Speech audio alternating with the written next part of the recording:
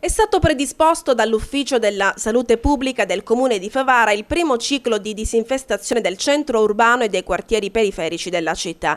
L'attività prenderà il via dalle ore 23 di lunedì prossimo 20 giugno per concludersi la mattina alle ore 5 di domenica 26 giugno.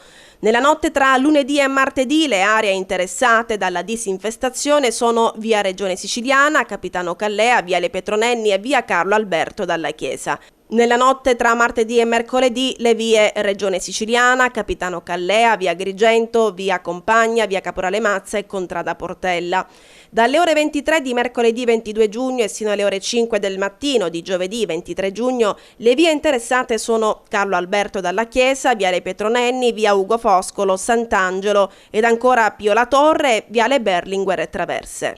Ed ancora, nella notte tra giovedì e venerdì, le vie interessate dalla disinfestazione sono Contrada Portella, via Caporale Mazza, Compagna, Agrigento, via Ugo Foscolo, piazza Libertà, via Umberto, piazza Capitano Vaccaro, via Mendola, incrocio viale Progresso e via Empedocle.